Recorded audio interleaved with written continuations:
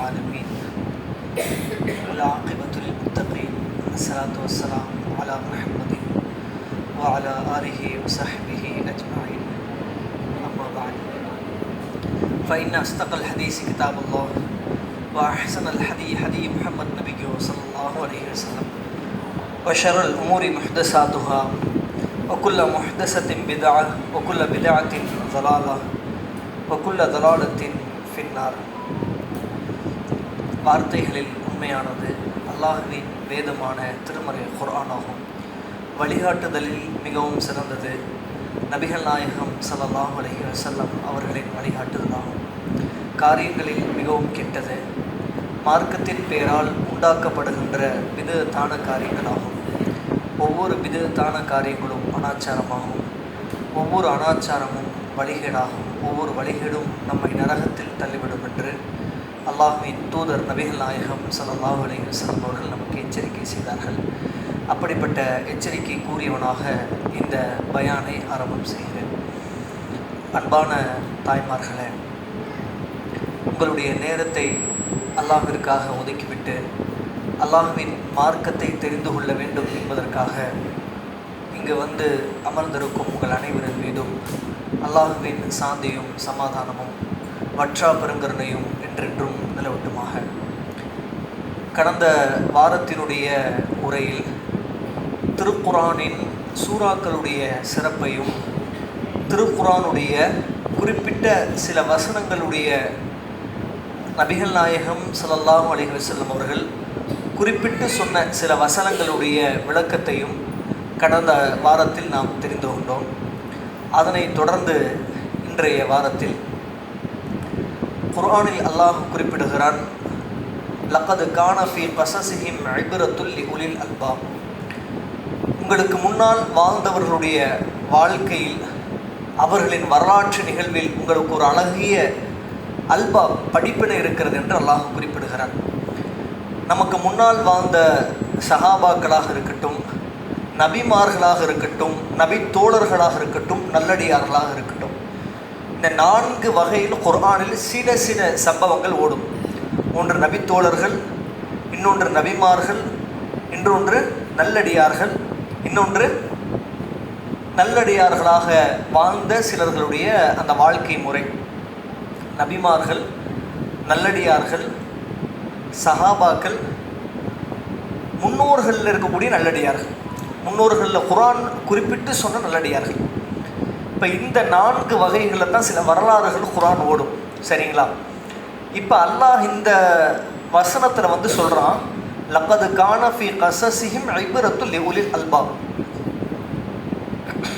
உங்களுக்கு முன்னால் வாழ்ந்த மனிதர்களின், உங்களுக்கு முன்னால் வாழ்ந்தவர்களுடைய வரலாற்றில் உங்களுக்கு அழகிய படிப்பினை இருக்குன்னு அல்லாஹ் சொல்கிறான். இதில் குறிப்பிட்ட அல்லாஹ் சொல்லக்கூடிய 2 நபியுடைய வாழ்க்கை வரலாறு குர்ஆனை நீங்கள் முழுசாக படித்து பார்த்தீங்கன்னா துவக்கத்திலிருந்து முடிவு வரைக்கும் 2 நபிமார்களை பற்றியான முழுமையான வரலாற்று நிகழ்வை அல்லாஹ் சொல்லியிருப்பான். எதுலையுமே என்ன இருக்காது, சில சில நபிமார்களுடைய விஷயத்தை அல்லாஹ் ஒரு செய்தியாக சொல்லியிருப்பான். ஆனால் அல்லாஹ் இந்த வசனத்தில் சொல்கிறது முழுமையான வரலாறு ப்ளஸ் படிப்பினை. இப்போ துல்கிஃப்லு அப்படிங்கிற ஒரு நபி வந்திருக்கார் அப்படின்னு அல்லாஹ் சொல்கிறான். அதோடு முடிஞ்சிருச்சு.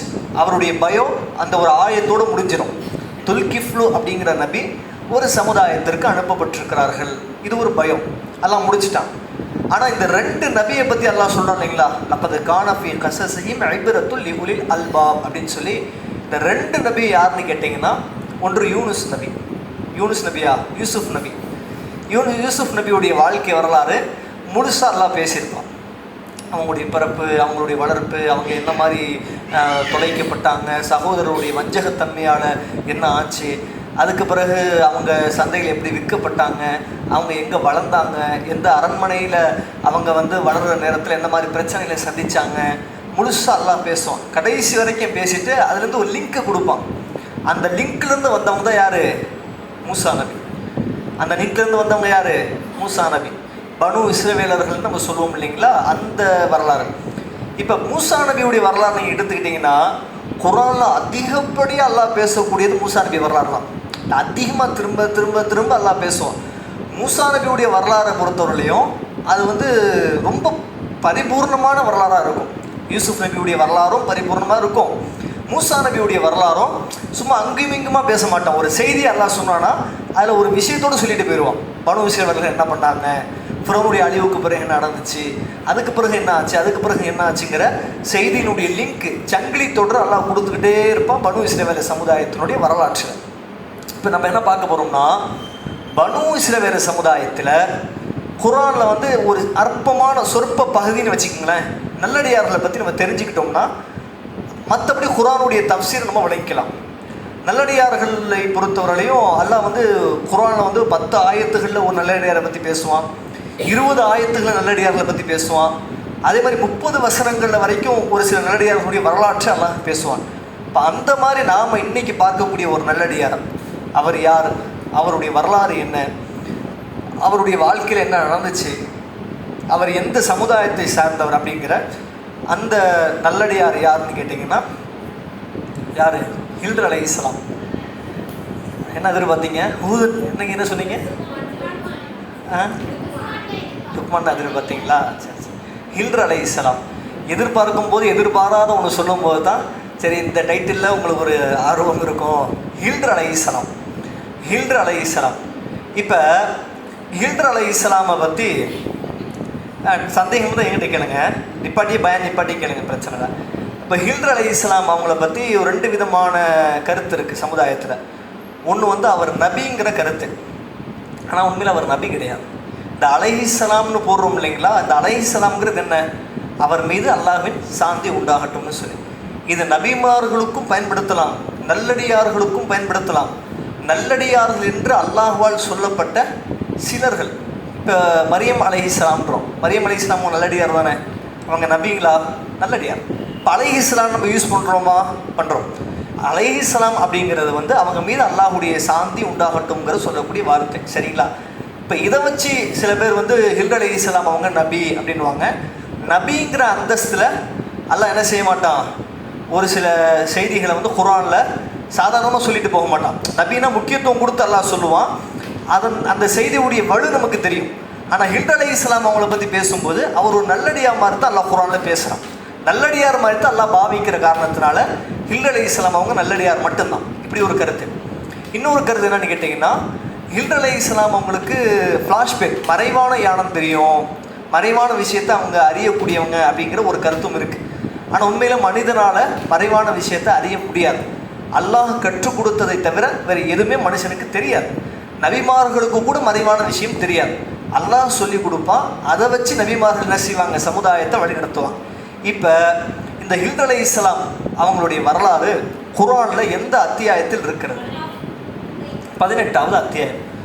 இப்போ குர்ஆனில் இந்த ஹில்ர் அலைஹிஸ்ஸலாமுடைய வரலாறு பார்த்தீங்கன்னா குர்ஆனில் எப்படி இருக்கோ அதே மாதிரி தான் புகாரி இமாம் கொண்டு வந்திருப்பார். புகாரியில் பதிவு செய்யப்பட்ட ஹதீஸ்கள் இருக்கு இல்லைங்களா, குர்ஆனில் எப்படி அந்த சங்கிலி தொடராக அமைஞ்சிருக்குமோ அதே மாதிரி தான் ஹதீஸ்லேயும் இருக்கும். புகாரி இமாம் வந்து இந்த ஹில்ர் அலைஹிஸ்ஸலாமுடைய வரலாறை 17 இடங்களில் கிதாபில் கொண்டு வராங்க, 17 இடங்களை குறிப்பிடுறாங்க. புகாரி வந்து எப்படி பயன்படுத்தியிருக்காருன்னா அந்த வார்த்தையை வந்து நம்ம ஹில்ருன்றோம் இல்லைங்களா, ஆனால் புகாரி சொல்லும்போது ஹலர, ஹா லாது, சுவாதுக்கு அடுத்து வரக்கூடிய லாது இருக்கு இல்லைங்களா, இந்த லாது ரா, ஹலர அப்படிங்கிற வார்த்தையை யூஸ் பண்ணியிருக்காரு. ஹவண்ணா லாவண்ணா ராவண்ணம், ஹலர, சரிங்களா? அவர் கிதாபில் எழுதியிருக்காரு ஹலரங்கிற வார்த்தையை சொல்லி பயன்படுத்தியிருக்காரு. ஆனால் நாம் பழக்கத்தில் ஹில்ர் அப்படிங்கிற வார்த்தை பயன்படுத்தி அந்த ஒரு பழக்கத்தில் இருக்கிறனால ஹில்ரும் சொல்லிக்கொள்ளலாம், ஹலரங்கிற வார்த்தையும் சொல்லிக்கொள்ளலாம். ரெண்டுக்குமே என்னவா இருக்குது, ஆதாரம் இருக்குது. இப்போ புகாரி இமாம் என்ன பண்ணுறாருன்னா இன்னொரு கிரதத்தில் கிதாபுல் இல்முங்கிற பாடத்தில் மட்டுமே 3 இடத்துல திரும்ப திரும்ப திரும்ப இந்த செய்தியை கொண்டு வராங்க. ஹில்ர் அலைஹிஸ்ஸலாம் அவங்கள பற்றி கொண்டு வராங்க. இப்போ ஹில்ர் அலைஹிஸ்ஸலாம் யார், அவங்க எந்த மாதிரி விஷயத்தை செஞ்சாங்க, அவங்களுக்கு என்ன பின்புலம் இருக்குது, அவங்களுக்கு என்ன ஆற்றல் இருக்குது, அவங்களுக்கு எந்த மாதிரியான அல்லாஹ் வந்து அதிகாரத்தை கொடுத்துருந்தாங்கிற விஷயத்த நம்ம பார்ப்போம், சரிங்களா? இந்த ஆயத்துக்களை நீங்கள் வாசிச்சிங்கன்னா 21 வசனம் வரும், கண்டினியூவாக 21 வசனம் வரும் கஹஃப்ங்கிற அத்தியாயத்தில். இந்த 21 வசனத்தினுடைய விளக்கத்தை நம்ம பார்க்க போகிறோம். குர்ஆனுடைய வசனத்தை மட்டுமே எடுத்துக்காதீங்க, அது சில விஷயத்தை புரியறதுக்கு ரொம்ப நமக்கு தாமதமாக இருக்கும். ஹதீஸுடைய விளக்கத்தையும் நம்ம எடுத்துக்கணும். ரெண்டையும் நம்ம வச்சு மிக்ஸ் பண்ணி பார்க்கும்போது தான் கருத்து மோதல் இல்லாத கருத்துக்களை இலகுவாக விளங்க முடியும். அதனால் சொல்கிறேன், இப்போ மூசா அலைஹிஸ்ஸலாம் அவங்க என்ன பண்ணுறாங்கன்னா, பனு இஸ்ரவேல் மக்களுக்கு மத்தியில் ஒரு உபதேசம் பண்ணுறாங்க. உபதேசம் பண்ணும்போது பனு இஸ்ரவேல் மக்கள் என்ன பண்ணிடுறாங்கன்னா, அந்த உபதேசத்தை கேட்கும்போது பயம் வந்துடுது, ஒரு அச்ச உணர்வு வந்துடுது, அழுக ஆரம்பிச்சிடுறாங்க. அப்போ அந்த மாதிரி உள்ளம் உருகிற மாதிரி இரையச்சம் வர மாதிரியான ஒரு உபதேசத்தை மூசா அலைஹிஸ்ஸலாம் அவங்க அங்கே சமுதாயத்தில் சொல்கிறாங்க. உபதேசம் முடிஞ்ச அப்புறம் என்ன ஆகுதுன்னு கேட்டிங்கன்னா, அவங்க எல்லாமே கலைஞ்சி போயிடுறாங்க. அதில் உள்ள ஒருத்தவர் மூசா நம்பிட்டு கேள்வி கேட்குறாங்க, மூசாவே, மக்களில் அறிவாளி யார் அப்படின்னு சொல்லி. ஏதாவது புரியலன்னா நீங்கள் திரும்பவும் கேளுங்க, நான் ரிப்பீட் பண்ணுறேன். மக்களில் அறிவு, இது பயான் மாதிரி போகாது, இது திருக்குரான் விளக்க உரைங்கிறதுனால கொஞ்சம் அப்படியே ஏற்ற இறக்கமாக தான் போகும். அப்படி ஏதாவது சோர்வாக இருந்தால் சொல்லுங்கள், நடுவில் 2 கேள்வி கேட்டோம்னா ரெஃப்ரெஷ் ஆகுவீங்க இன்ஷா அல்லாஹ், சரிங்களா? அப்போ மக்களில் பேர் அறிவாளி யார் அப்படின்னு சொல்லி கேட்குறாங்க மூசா நபிகிட்ட. மூசா நபி தான் ஒரு நபியாச்சே, அவங்க தான் அல்லாஹ்வுடைய மார்க்கத்தை எடுத்து சொல்லக்கூடியவங்க இல்லைங்களா? இப்போ மூசா நபி என்ன நினச்சிடுறாங்கன்னா, அல்லாஹ் என்ன நபியாக தேர்வு செஞ்சுருக்கிறான், நான் தான் இவங்கள்ட்ட வகை செய்தியை சொல்லணும். அப்போ அப்படி இருக்கக்கூடிய நான் தான் பேரறிவாளியாக இருக்கிறேன் அப்படின்னு நினச்சிட்டு அவங்களுக்குள்ள அப்படி ஒரு நினப்பு மூசா நபிக்கு, நான் தான் அறிவாளின்றாங்க. ஆனால் இவர் என்ன பண்ணிடுறாரு, கேள்வி கேட்டவர், நீ அல்ல அறிவாளி, உங்களுக்கு முன்னால் இந்த மண்ணிலே ஒருவர் வாழ்ந்தார், அவர்தான் ஹில்ரு, அவர்தான் மக்களில் பேர் அறிவாளி அப்படின்னு சொன்ன உடனே மூசா நபிக்கு ஒரு விதமான ஒரு தேக்கம் வந்துருச்சு. மிஸ்டேக்காக ஒரு பதில் சொல்லியாச்சு இல்லைங்களா? அப்படி என்ன ஒரு அறிவாளி, அவ்வளோ என்ன, அவருக்கு என்ன அல்லாஹ் வந்து இல்ம கொடுத்துருக்கான் அப்படிங்கிற ஒரு கேள்வியுடைய பதிலுடைய ஒரு எண்ணமோ, யார் அவர் அப்படிங்கிற, அவரை பார்க்கணும் சந்திக்கணும் அப்படிங்கிற ஒரு மனசில் ஒரு எண்ணமும் ஓடுது. இப்போ அல்லாஹ்ட்ட கேட்குறாங்க, யா அல்லாஹ், இந்த ஹில்ருங்கிற ஒருத்தவர் மக்களில் பேர் அறிவாளியாக இருக்கிறாராம், அவர் யார், அவரை நான் சந்திக்க வேண்டும் அப்படிங்கிற ஒரு எண்ணம். அல்லாஹ் மூசா நபியை கண்டிக்கவும் செய்யணும். எப்படி கண்டிக்கிறான், மக்களில் பேர் அறிவாளி யாருன்னு கேட்டால் நீங்கள் என்ன செய்யணும், அல்லான்னு சொல்லணும். அல்லாஹ் தானே பேரறிவாளி, மொத்த உலகத்தையும் படைச்சவன் அல்லாஹ் தானே, எல்லாமே அல்லாஹ்வுக்கு தானே தெரியும். இப்போ நீ எப்படி நீன்னு சொன்ன, அது மூசா நபி சொல்கிறாங்க, இல்லையா அல்லாஹ் நான் யதார்த்தமாக சொல்லிட்டேன்னு சொல்லி திரும்ப அல்லாஹ் சொல்கிறான், அப்படி சொல்லக்கூடாது. மக்களில் பேர் அறிவாளி யாருன்னு கேட்டால், மக்களே கேட்டாலும் கூட நீங்கள் என்ன செய்யணும், அல்லாஹ் தானே உங்களை நியமிச்சிருக்கான், வானத்தை படைத்தவன், பூமியை படைத்தவன், மொத்த உலகத்தையும் படைத்தவன் அல்லாஹ் தான், அவன் தான் அறிவாளின்னு சொல்லியிருக்கணும். தெரியலன்னு சொல்லணும், தெரிஞ்சிச்சுன்னா இந்த மாதிரி அல்லாஹ்வின் மீது பதில் சொல்லணும் அப்படிங்கிற ஒரு பாடத்தை நிகழ்த்தி விட்டு திரும்ப மூசா நபி கோரிக்கை வைக்கிறாங்க. மூசா நபி ஒரு நபி, நினச்சிருந்தா அல்லாஹ்ட்ட இப்படி கேட்டிருக்கலாம். எப்படி கேட்டிருக்கலாம், அவருக்கு என்ன இல்ம கொடுத்தையோ அந்த இல்ம எனக்கு தான் கேட்டிருக்கலாம். ஆனால் மூசா நபி அப்படி கேட்கல. அவர் யார், அவரை நான் சந்திக்கணும், அவருடைய இல்ம நான் பார்க்கணும், அவரை சந்திக்கக்கூடிய ஒரு வாய்ப்பை ஏற்படுத்தி கொடு அப்படின்னு சொல்லி மூசா நபி அல்லாஹ்ட்ட கேட்குறாங்க. அப்போ அல்லாஹ் என்ன செய்கிறான்னு கேட்டிங்கன்னா, அல்லாஹ் சொல்கிறான், நீ வந்து பயணிக்கணும், மிக நீண்ட தூரம் பயணிக்கணும், அவரை பார்க்கணுன்னு சொன்னால் ரொம்ப தூரம் நீ பயணிக்கணும். எந்த அளவுக்குன்னு சொன்னால் அல்லாஹ் ஒரு அடையாளத்தையும் சொல்கிறான். எப்படி அடையாளம் சொல்கிறான்னு கேட்டிங்கன்னா, ஒரு மீனை எடுத்துக்கொள், அந்த மீனை தோல் பையில் போட்டுக்கொள், தோல் பையில் போட்டுக்க, அந்த மீனை எடுத்துட்டு நீ பயணம் பண்ணிக்கிட்டு போய்கிட்டே இரு. 2 கடல்களும் சங்கமிக்கிற இடம், ஒரு இடத்துல வந்து 2 கடலும் சேரும். அந்த இடத்துல இந்த மீன் வந்து அந்த தோல் பையிலிருந்து தானாக ஒரு வழியை அமைச்சிக்கிட்டு அந்த தோல் பையிலிருந்து குதித்து கடலில் அதுவாக போய் விழுந்துடும். அப்படி விழுந்துச்சுன்னு சொன்னால் அந்த இடத்தில் நீ யாரை பார்க்க இருக்கிறாய், ஹில்ர் அலைஹிஸ்ஸலாம் அவங்களை பார்க்க இருக்கிறாய் அப்படின்னு சொல்லி அல்லாஹ் சொல்லிட்டான். மூசா நபியும் தன்னுடைய ஊழியரை அழைத்து கொண்டு ஒரு தோல் பையில் அந்த மீனை பிடித்து கொண்டு அதை எடுத்துக்கொண்டு பயணம் பண்ணிக்கிட்டே இருக்கிறாங்க ரொம்ப தூரம். அப்படி பயணம் பண்ணும்போது 2 கடல்களும் சங்கமிக்கிற இடம் வந்துருச்சு. கூட இருக்கிற ஊழியரும் இருக்கிறார். அந்த 2 கடல்களும் சங்கமிக்கிற இடம் வந்த உடனே தோல் பையில் இருக்கிற அந்த மீன் என்ன ஆகுதுன்னு கேட்டிங்கன்னா, அதுவாக தானாக ஒரு வழியை அமைச்சிக்கிட்டு தோல் பையை கிழிச்சிக்கிட்டு கடலில் போய் விழுந்துடுது. இதை யார் பார்த்துடுறா, அந்த ஊழியர் பார்த்துடுறா. அந்த ஊழியர் பார்த்த உடனே இதை பற்றி மூசா நபிக்கு சொல்லணும்ல, ஆனால் மூசா நபிக்கு சொல்வதிலிருந்து சைத்தான் அவரை மறக்கடிக்க செய்து விட்டான் அப்படின்னு சொல்லி இது தெரியலை. அவருக்கும் அந்த ஊழியருக்கும் மறந்துட்டார், சைத்தான் மறக்கடிச்சிட்டான். சொல்லணும் இல்லைங்களா, சொல்லலை. தோல் பையில் மீன் இருக்குன்னு நினச்சிட்டு மூசா நபி எடுத்துகிட்டு போய்கிட்டே இருக்கிறாங்க. ரொம்ப தூரம் பயணம் பண்ணிக்கிட்டே இருக்கிறாங்க. அடுத்த நாள் காலை வருது, ரொம்ப பசி. அப்போ ஊழியத்தை மூசா நபி கேட்குறாங்க, ரொம்ப பசிக்குதுப்பா, அந்த மீனை எடு, அதாவது சுட்டு சாப்பிட்லாம் அப்படின்னு சொல்லி, அந்த உணவு அந்த மீனையாவது சாப்பிட்லான்னு சொல்லி கேட்குறாங்க. அப்போ மூசா நபிகிட்ட அப்போ தான் அந்த ஊழியருக்கு ஞாபகம் வருது, என்ன மீனா, என்ன மூசா, நேற்று நாம் வரும்போது ஒரு பகுதியில் 2 கடல்களும் சங்கமிக்கிற அந்த இடத்துல அந்த மீன் தான் தோல் பையிலிருந்து குதித்து ஓடிவிட்டது அப்படின்னு சொல்லி. அப்போ திரும்ப மூசா நபி சொல்கிறாங்க, இந்த விஷயத்தை என்று சொல்ல வேணாமா, ரொம்ப கோமாக பேசுகிற சில பேர் ஊழியர்கிட்ட ஹார்ஸாக பேசிடுவாங்க, கோமாக பேசிடுவாங்க.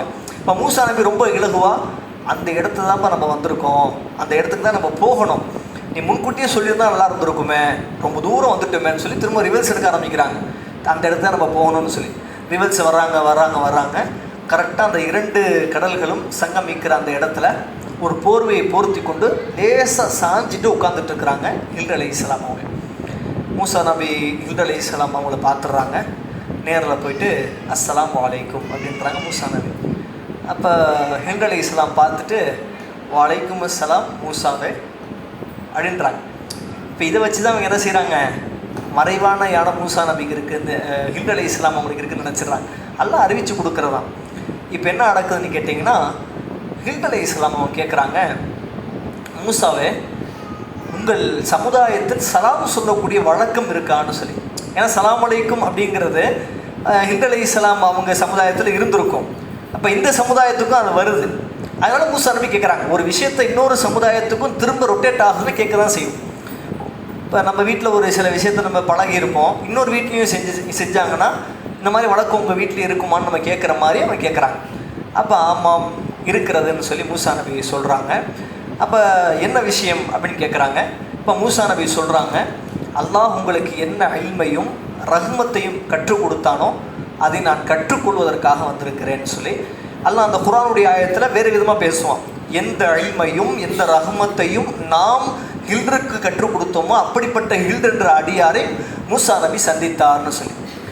அப்போ அடுத்த ஒரு கோரிக்கை, மூசா நபியுடைய கோரிக்கை என்ன கோரிக்கைன்னு கேட்டிங்கன்னா, அல்லாஹ் உங்களுக்கு எதெல்லாம் கற்றுக் கொடுத்தானோ இல்முல, அந்த இல்மை நீங்கள் எனக்கு கற்றுக் கொடுங்க அப்படின்னு சொல்லி. அப்போ ஹில்ர் அலைஹிஸ்ஸலாம் என்ன கேட்டாங்கன்னா, அதை கற்றுக்கொள்ள வேண்டும் என்றால் அதற்கு நீ இன்னும் பொறுமையாளியாக இருக்கணுமே அப்படின்றாங்க. ஏன்னா இயல்பான ஒரு சுபாவம் மூசா நபி, கோபம் ஜாஸ்தி, கண்ட்ரோல் பண்ண மாட்டாங்க. ஒவ்வொரு இடத்துல ஒருத்தவங்களை அடிக்க போய் அந்த இடத்துல அவங்க இறந்து போய் அல்லாஹ் அங்கேருந்து அவனை காப்பாற்றி மதியன் பகுதியை கொண்டு வந்த நிகழ்வு குர்ஆனில் இருக்கும், நீங்கள் பார்த்துருப்பீங்க. அது ஏற்கனவே அல்லாஹ் யாருக்கு அறிவித்து கொடுத்துட்டான், ஹில்ர் அலைஹிஸ்ஸலாம் அவங்களுக்கு அறிவித்து கொடுத்துட்டான். அதெல்லாம் வச்சே கேட்குறாங்க. அப்போதையும் கூட என்ன சொல்கிறாங்கன்னா ஹில்ர் மூசா நபி, அப்படிங்களா, இயன்ற அளவுக்கு பொறுமையாக இருக்க பார்க்குறேன்றாங்க. பொறுமையாக இருக்கணும் அப்படிங்கிற மைண்ட் செட் இல்லாமல் இயன்ற அளவுக்கு கட்டுப்படுத்துகிறேன் கோவத்தை அப்படின்னு சொல்லி சரி, அல்லாஹ் எனக்கு என்ன கற்றுக் கொடுத்தானோ அவற்றை கற்றுக் கொடுப்பதற்காக வேண்டி, நீங்கள் கற்றுக்கொள்ள வேண்டும் என்பதற்காக வேண்டி என்னோடு நீங்கள் பிரயாணம் பண்ணணும்னு சொல்லி அழைச்சிட்டு போகிறாங்க. ஒரு கப்பலில் ஏறுறாங்க.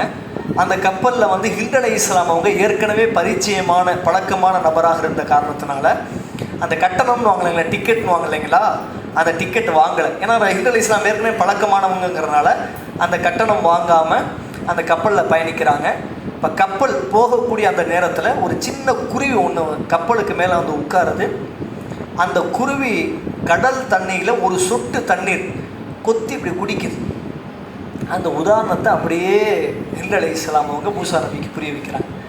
மூசாவை கவனித்தீரால், ஒரு சின்ன குருவி அந்த கப்பலில் உட்காந்து கடலில் ஒரு சொட்டு தண்ணீர் குடிச்சிருக்கோம் இல்லையா, இந்த ஒரு சொட்டு தண்ணி அளவுக்கு தான் அல்லாஹ் அவனுடைய இல்மிலிருந்து அவற்றை எனக்கு கற்றுக் கொடுத்துருக்கிறான். என்ன கருத்தில் சொல்ல வராங்கன்னா, இந்த கடல் அளவுக்கு இருக்கிற அல்லாஹ்வின் அறிவும் ஞானமும், இந்த கடல் அளவுக்கு இருக்கிற அல்லாஹ்வின் அறிவிலும் ஞானத்திலும் இறைவன் எனக்கு கற்றுக் கொடுத்தது ஒரு குருவி. அந்த குருவி ஒரு சொட்டு தண்ணீர் குடித்திருக்கும் அல்லவா, அந்த ஒரு சொட்டு தண்ணீரை தான் அல்லாஹ் எனக்கு கற்றுக் கொடுத்துருக்கிறான். அப்படின்னா என்ன அர்த்தம், அந்த அளவுக்கு அல்லாஹுடைய இல்மு இருக்கா, அந்த அளவுக்கு அல்லாஹுடைய ஞானம் இருக்கா. அதில் அல்லாஹ் ஹில்ர் அலைஹிஸ்ஸலாம் கற்றுக் கொடுத்தது ஒரு சொட்டுங்கிறது அற்பம் தானே, ஒன்றுமே இல்லாத தானே, அந்த அளவுக்கு தான் தெரியும்னு சொல்கிறாங்க.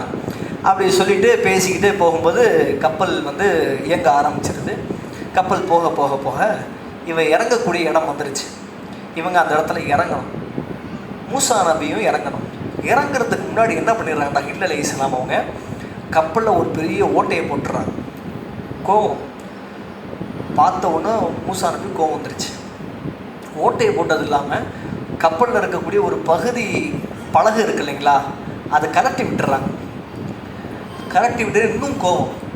மூசா நபி கோவத்தை பார்த்தாங்க, சரி ஓகே அமைதியாக இருந்துட்டாங்க. ரெண்டாவது பார்த்தாங்க, கேள்வி கேட்டாங்க, என்ன ஹில்ரை என்ன பண்ணீங்க நீங்கள்?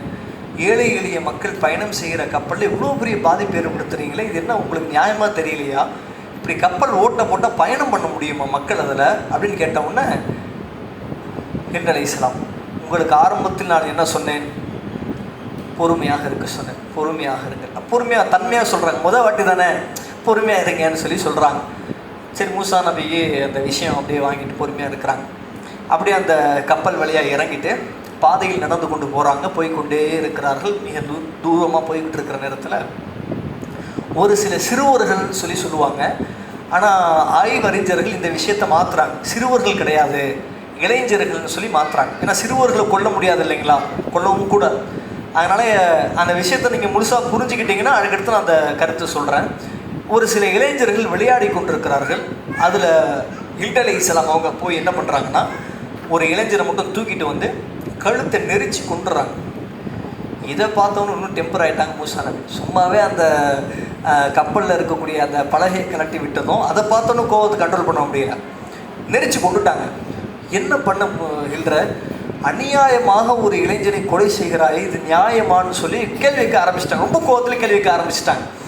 அப்போ கொஞ்சம் சவுண்டை உயர்த்தி ஹில் அலைஹிஸ்ஸலாம், ஆரம்பத்தில் என்ன சொன்னேன் மூசா, நீ என் கூட வர வேண்டும் என்றால் ரொம்ப பொறுமையாளியாக இருக்க வேண்டும் என்று சொன்னேனே, ஞாபகம் இருக்கிறதா அப்படின்னு சொல்லி திரும்ப கொஞ்சம் கடிக்கிற மாதிரி சொல்லிடுறாங்க. இப்போ அப்படியே பயணம் பண்ணுறாங்க. ஒரு ஊருக்குள்ளே போகிறாங்க. நல்ல பசியோடு போகிறாங்க. இப்போ இந்த காலத்தில் நம்ம பசியோடு ஒரு ஊருக்குள்ளே போயிட்டோம்னா ஹோட்டல் இருக்கும், சாப்பிடுவோம், கொள்ளுவோம். ஆனால் என்ன ஆகுதுன்னு கேட்டிங்கன்னா, அவங்க ஊருக்குள்ளே பசியோடு போன நேரத்தில் அந்த காலத்தில் இந்த ஹோட்டல்ஸ்லாம் ஒன்றும் கிடையாது. மக்கள்கிட்ட வாங்கி சாப்பிட்ற உணவு தான். வீட்டில் போய் கேட்பாங்கன்னா, பசியாக இருக்குது உணவு கொடுங்க, விருந்து கொடுங்கன்னு சொல்லி அவங்க கொடுக்குற அந்த உணவை தான் சாப்பிடுவாங்களாம். இப்போ அந்த மாதிரி ஒரு வீட்டில் போய் உணவு கேட்டிருக்காங்க, உணவு கொடுக்க மறுத்துட்டாங்க. அந்த மாதிரி நிறைய வீடுகள்கிட்ட கேட்டிருக்கிறாங்க, உணவு கொடுக்க அவங்க மறுத்துட்டாங்க, பசியில் இருக்கிறாங்க. அந்த நேரத்தில் ஒரு சுவர் ஒன்று கீழே விழுக போகுது. அதை ஹில் அலைஹிஸ்ஸலாம் அவங்க தூரத்துலேருந்து பார்த்துட்றாங்க. கீழே விழுக போகக்கூடிய சுவரை தூரத்துலேருந்து பார்த்தோன்னே ஓடி போய் அதை என்ன பண்ணுறாங்கன்னா தூக்கி நிப்பாட்டிடுறாங்க. பெரிய ஒரு வேலை தான் இல்லைங்களா, சுவரை பிடிச்சி நிப்பாட்டுறதுங்கிறது சாதாரணமான விஷயமே இல்லை. அதை பிடிச்சி நிப்பாட்டி ஒரு பேலன்ஸ் பண்ணிடுறாங்க. இதை பார்த்தோன்னே மூசா நபி என்ன பண்ணிடுறாங்கன்னா, இவ்வளோ பெரிய வேலையை பண்ணியிருக்கீங்களே, இதை சொல்லி நீங்கள் மக்கள்கிட்ட விருந்து கேட்கலாமே, ஏதாவது சாப்பாடு கேட்கலாமேன்னு சொல்லி மூசா நபி சொல்லிடுறாங்க. அப்புறம் ஹில் அலைஹிஸ்ஸலாம் அவங்க மூசா நபியும் நடந்து போய் கொண்டிருக்கிற நேரத்தில் ஒரு பெரிய 2 மலைகள், அந்த மலைகளுக்கு நடுவில் அந்த இடத்துல ஹில் அலைஹிஸ்ஸலாம் அவங்க சொல்கிறாங்க, ஹாதா பைனி ஓ பைன ஃபிராகுன், நீங்களும் நானும் இந்த இடத்தில் பிரிய போகிறோம், நடந்த விஷயம் அனைத்துமே உங்களுக்கு விளக்குகிறேன்னு சொல்லி அப்போ சொல்கிறாங்க. ஆரம்பத்தில் கப்பலில் ஏறணும்ல, கப்பலுக்குள் மேலே ஏறணும்ல, நீயும் கோவப்பட்டீங்களா, எப்படி அவை விளக்குறாங்க. கப்பலில் ஒரு பகுதியை ஓட்டை போட்டேன், மிகப்பெரிய ஒரு பலகையை கலட்டி விட்டேன். இதை ஏன் செய்தேன் தெரியுமா? அந்த கப்பல் ஏழை எளிய மக்களுடைய கப்பல். நாம் இறங்கின அந்த இடைநிறுத்தத்தை தாண்டி போகக்கூடிய அந்த கப்பல் கடைசியாக போகக்கூடிய இடம் ஒரு கொடுங்கோல் அரசன் வாழ்ந்து கொண்டிருக்கிற அந்த இடத்துக்கு தான் அந்த கப்பல் போகுது. நான் அந்த கப்பல் பாதிப்பை ஏற்படுத்தலைன்னு சொன்னால் அந்த கப்பலை அந்த அரசன் என்ன செய்து கொள்வான், பிடிக்குவான், அபகரிச்சிருவான். ஆனால் உண்மையிலேயே அது ஏழை எளிய மக்கள் அவங்க பொருளாதாரத்தில் வாங்கின கப்பல். இப்போ அரசாங்கம் பதிச்சிருச்சுன்னா திரும்ப கொடுப்பாங்களா? கொடுக்க மாட்டேன், பேரிழப்பு தானே அது. இப்போ கப்பல் போய்கிட்டே இருக்க ஒரு பாதிப்பு வந்துருச்சுன்னா அப்படியே நிப்பாட்டிட்டு போயிடுவாங்க. ஆனால் அந்த கொடுங்கோல் கையில் சிக்கிருச்சுன்னா கப்பல் என்ன ஆகாது, கிடைக்காது. கரெக்டாக இருக்க காரணம் எதுக்கு பண்ணாங்க, என்ன காரணம் மூசா நபிக்கு சொல்கிறாங்க. இப்போ ரெண்டாவது என்ன பண்ணீங்க மூசா நபி கேட்குறாங்க, சரி ஒரு சிறுவனை கொலை செஞ்சீங்களா, அது என்ன அப்படின்னு சொல்லி. அப்போ சொல்கிறாங்க, அந்த சிறுவன் யாரும் தெரியுமா, அந்த இளைஞன் யாருன்னு தெரியுமா, அவன் ஒரு முஷ்ரிக்கு, அவன் ஒரு இணை வைப்பாளன், அவங்க தாய் தகப்பனார் ஒரு முஃமின், அவங்க நம்பிக்கை கொண்டவங்க, ரொம்ப நல்லவங்க. ஆனால் அவங்கள நான் எதுக்கு கொண்டேன்னு சொன்னால், இவன் முஷ்ரிக்காக இருக்கிற காரணத்தினால இவன் வந்து அவங்களுடைய பெற்றோர்களை மாற்றி விடுவானோ, இல்லை இவனுடைய நண்பர்களையாவது மாற்றி விடுவானோ என்பதற்காக கொன்னேன். ஆனால் அல்லாஹ் இதை விட ஒரு சாலிகான ஒரு வாரிசை அல்லாஹ் என்ன செய்வான், அவங்க தாய் தகப்பனாருக்கு தருவான் அப்படின்னு சொல்லி அந்த கட்டத்தில் சொல்கிறாங்க. காரணம் கரெக்டாக இருக்குங்களா? அடுத்து மூணாவது என்ன, ஒரு சுவர், அதை பிடிச்சி மூசா நபி அவங்க ஹில்ர் அலைஹிஸ்ஸலாம் அவங்க நிப்பாட்டுறாங்க. அப்போ மூசா நபி அவங்க இது எல்லாத்தையும் கவனிக்கிறாங்க. ஹில்ர் அலைஹிஸ்ஸலாம் சொல்கிறாங்க, அந்த சுவருக்கு கீழாக 2 புதையல்கள் இருக்கிறது. அந்த 2 புதையல்களும் 2 அனாதைகளுடைய குலாமைனி எத்தீமைன் 2 அனாதை சிறுவர்களுக்கு சொந்தமான 2 புதையல்கள். இப்போ சுவர் சாஞ்சி கீழே விழுந்துருச்சுன்னா அந்த புதையலை மக்கள் பார்த்துருவாங்க. மக்கள் பார்த்துட்டா என்னாகும், எடுத்துகிட்டு போயிடுவாங்க.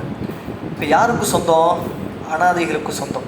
அனாதைகளுக்கு சொந்தமான ஒரு பொருளை பாதுகாக்கணுமா, என்ன செய்யணும், பாதுகாக்கணும். அதனால தான் அந்த சுவரை தூக்கி பிடிச்சி அதை மறைவாக நிப்பாட்டிட்டேன். ஏன்னா அதான் அனாதைகளுடைய சொத்துக்களை வந்து இன்றைக்கி இயல்பாகவே அபகரிக்கக்கூடிய ஒரு சூழ்நிலையில் இப்படி ஹில்ர் அலைஹிஸ்ஸலாம் அவங்க பண்ணிவிட்டு அதுக்கப்புறம் சொல்கிறாங்க, இது எல்லாம் நானாக செஞ்சேன்னு நீங்கள் நினைக்கக்கூடாது, இது எல்லாம் என் இறைவன் இது எனக்கு செய்ய சொன்னான், செய்தேன் என்று சொல்லிவிட்டு அப்புறம் சொல்கிறாங்க, ஹாதா பைனி ஒபைன ஃபிராகுன், நீங்களும் நானும் இந்த இடத்தில் தான் பிரிய இருக்கிறோம்னு சொல்லி அந்த இடத்துல பிரிகிறாங்க. இப்போ இதில் 3 விதமான பாடங்கள் இருக்குது. முதல்ல கருத்து ரீதியாக நம்ம பார்க்கணும். கருத்து ரீதியாக பார்ப்போங்களா? கருத்து ரீதியாக ஹில்ர் அலைஹிஸ்ஸலாம் அவங்க செஞ்சது பிழையா சரியா? சரி. எப்படிம்மா சரி?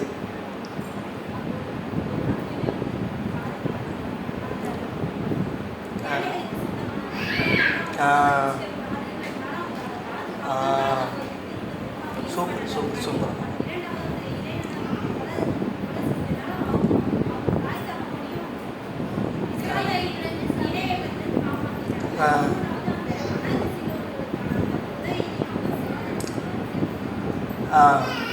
கருத்து ரீதியாக சரி. இப்போ அவங்க சொன்ன மாதிரி ஒரு சில விஷயம் வந்து நியாயமும் அநியாயமும் கலந்துருக்கும். வெளிப்படையாக பார்க்கும்போது அநியாயமாக இருக்கும், ஆனால் அதனுடைய பின்புலம் வரலாறு கேட்கும்போது அது நியாயமாக தான் இருக்கும். அப்போ மூசா நபிக்கு ரசூலுல்லாஹ் சொல்லுவாங்க, மூசா நபி மட்டும் இன்னும் பொறுமையாக இருந்திருந்தால், ரசூலுல்லாஹ் சொல்லுவாங்க, கொஞ்சம் அவசரப்பட்டார், கோவப்பட்டார், இன்னும் பொறுமையாக இருந்திருந்தால் அல்லாஹ் நிறைய விஷயங்களை ஹில்ர் அலைஹிஸ்ஸலாம் அவங்க மூலமாக நமக்கு சொல்லியிருப்பான்னு சொல்லி. புரிஞ்சுதுங்களா? இதுதான் படிப்பினை. சில விஷயங்கள் வந்து கோபத்தில் கிடைக்கக்கூடிய அந்த எதிர் விளைவு என்னன்னு கேட்டிங்கன்னா நிறைய விஷயங்கள் தெரிஞ்சிக்க முடியாது.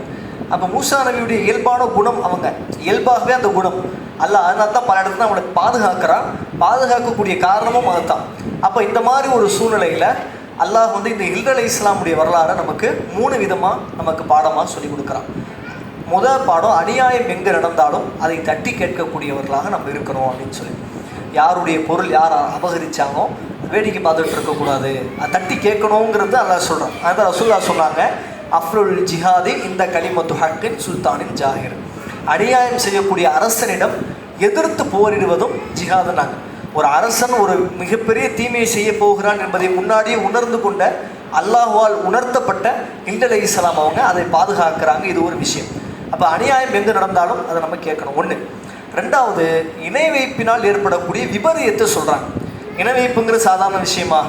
அவர் கேன்சர் மாதிரி, அது எல்லாத்தையும் பாதிப்பில் கொண்டு போய் நிப்பாட்டிடும். அதை அப்போவே அறுத்தாதான் அந்த தீமையை ஓரளவு பாதுகாக்க முடியும். இல்லைன்னு சொன்னால் மிகப்பெரிய தீமையாக மாறிடும்.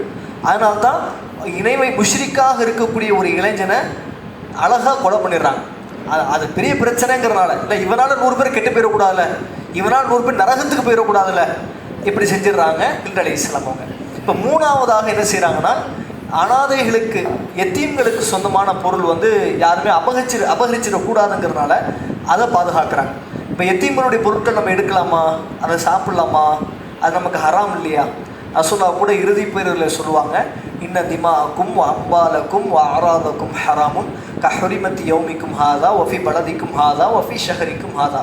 இந்த மாதம் எவ்வளோ புனிதமோ, இந்த நாள் எந்த அளவுக்கு புனிதமோ, இந்த மக்கமா நகரம் எந்த அளவுக்கு புனிதமோ, அதே போன்று நீங்கள் உங்களில் ஒருவர் மற்றவரை கொலை செய்ய வேண்டாம், மற்றவருடைய இரத்தத்தை ஓட்ட வேண்டாம், மற்றவருடைய பொருளாதாரத்தை அநியாயமான முறையில் சுரண்ட வேண்டாம், அதே மாதிரி அனாதைகளுடைய சொத்துக்களை அபகரிக்க வேண்டாம், மற்றவருடைய மான மரியாதையை கிழிக்க வேண்டாம் அப்படின்னாங்க ரசூலுல்லாஹ். இப்போ அனாதைகளுடைய சொத்துக்கள் அபகரிப்பதுங்கிறது ஒரு புனிதம் தான், புனிதம் தானே. அந்த புனிதத்தை பாதுகாத்தவங்க ஹில்ர் அலைஹிஸ்ஸலாம். புனிதம்னாலே பாதுகாக்கக்கூடிய விஷயம் தானே, அதுதானே சொல்கிறாங்க. அப்போ இந்த ஒரு வரலாறில் இப்போ வரலாற்று ஆசிரியர்களுக்கு மத்தியில் இந்த இளைஞன் கொலை செய்வது சரியா தப்பாங்கிற ஒரு கருத்து இருக்குது. இதுக்கு நீங்கள் என்ன சொல்லுவீங்க? இப்போ நீங்கள் தான் வரலாற்று ஆசிரியைகள் நினச்சிக்கிங்க எல்லாருமே, சரிங்களா? நீங்கள் தான் எல்லாருமே ஆய்வு செய்யக்கூடியவங்க, ஆய்வு செய்யக்கூடியவங்க தானே, மாற்றுக்கிறது இல்லைல்ல. அப்போ வந்து கொலை செய்வது, இணை வைப்பினால் ஒரு உயிரை பறிப்பது நியாயமா? இப்படி இல்லலை இஸ்லாம் செஞ்சுருக்கிறாங்களே அப்படின்னு சொல்லி கேள்வி வருது. இது என்ன பதில் சொல்லுவீங்க? செஞ்சாங்க, இது நமக்கு தெரியும், அல்லாஹ்வின் கட்டளைன்னு சொல்லி. இப்படி செய்வது நியாயமா அநியாயமா?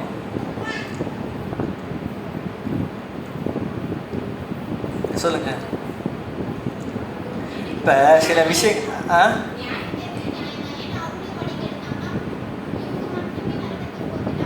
நான் பையனை சொல்லிட்டேன் அந்த கருத்து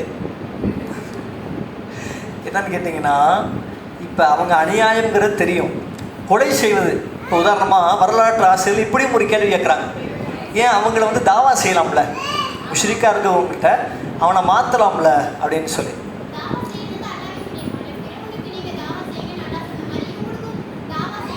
இல்லைம்மா, கருத்து ஓகே தான். அப்போ அல்லாஹ் சொன்னது இவங்க எல்லாமே ஓகே தான், இதில் மாற்று கருத்து இல்லை, அல்லாஹ் சொல்லிட்டா செய்யணுங்கிறது இல்லை.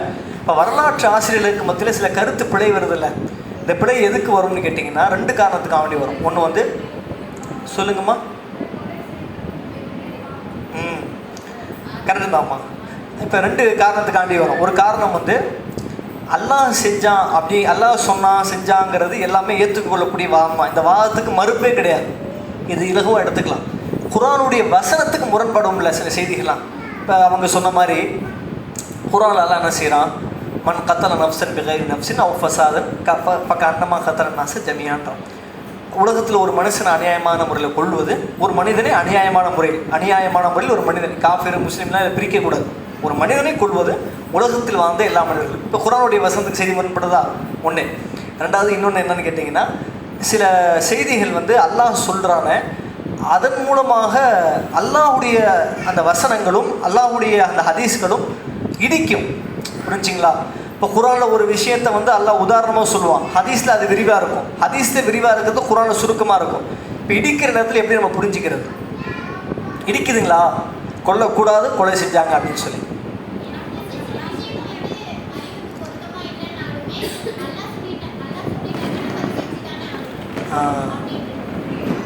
கருத்து ஓகே தான், நான் கருத்து தப்பே சொல்ல வரல, நான் உங்களுக்கு புரியுதுங்களா? முரண்பாடு கேட்க வரேன், இடிக்குது இல்லைங்களா, முரண்பாடு தான் கேட்க வரேன்.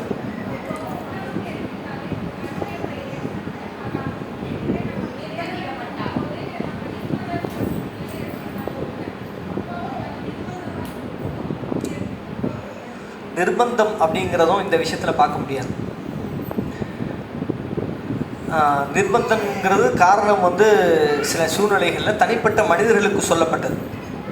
ஆனால் இங்கே அல்லாஹ்வுடைய கட்டளை இல்லை, அல்லாஹ் ஒரு விஷயத்தை சொல்லி தானே செய்கிறாங்க. வேற இல்லை, இது குர்ஆனில் அல்லாஹ் சொன்ன விஷயம் கரெக்டு தான், யோசனை கரெக்டு தான். குர்ஆனில் அல்லாஹ் வந்து முன்னால் வாழ்ந்த மனிதர்களை பற்றி சொல்லுவான் இல்லைங்களா, அப்படி சொன்ன விஷயம்தான்.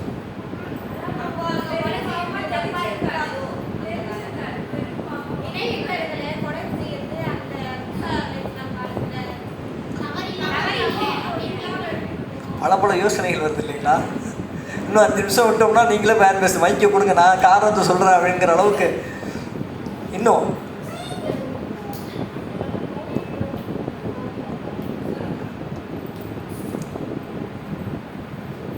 வரலாற்று செய்திகள் ரொம்ப சிம்பிளான பதில். வரலாற்று செய்திகளை லாஜிக் பார்க்கவே கூடாது, இதுதான் பதில். நல்லா கவனிங்க. ஆரம்பத்தில் ஒரு வசனம் சொன்னேன்னா, லக்கத் கான ஃபீ கஸஸிஹிம் இப்ரத்துல் லிஉலில் அல்பாப், உங்களுக்கு முன்னால் வாழ்ந்த மனிதர்களுடைய வாழ்க்கையில் படிப்பினை இருக்குது. பல லாஜிக் பார்க்க சொன்னா, படிப்பினை பார்க்க சொன்னா, இதுதான் பதில். எப்போவுமே வந்து பதில் பக்கமாகவே இருப்போம். நம்ம என்ன செய்வோம்னா ரொம்ப சுற்றிக்கிட்டு வருவோம், ஆனால் பதில் இதுதான். லாஜிக் பார்க்கவே கூடாது. அல்லாஹ் வந்து சில வரலாற்று நிகழ்வுகளை லாஜிக்காக சொல்ல மாட்டான், படிப்பினை மட்டும் நீங்கள் எடுத்துக்கணும். இப்போ மூசா நபி ஒரு தடவை கொலை பண்ணார், அல்லாஹ் கண்டிச்சானா மூசா நபியை? எதிர்பாராமல் நடந்த விபரீதம். பலார்னு கொடுத்தாரு, அவன் செத்துவான்னு மூசா நபிக்கே தெரியல, கொடுத்த அடி வாங்கினா போயிட்டான். அது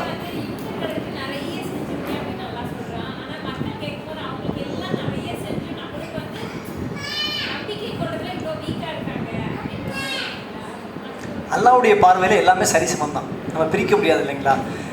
அல்லாஹ் வந்து ரொம்ப சிறந்த சமுதாயம் யாரை சொல்கிறான்? ஏன் யூதர்களை சொல்லலை?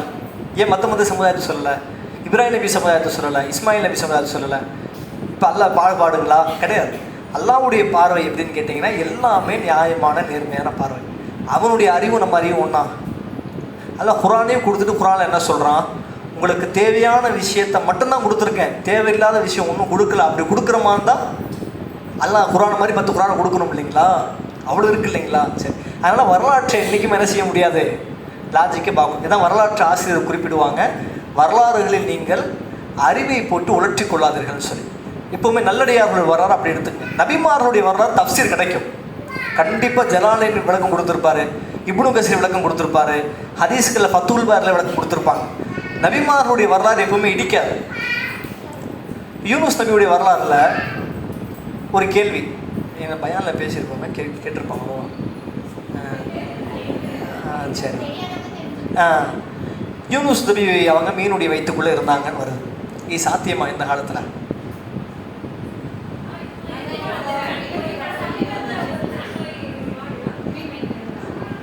எப்படி சாத்தியம்?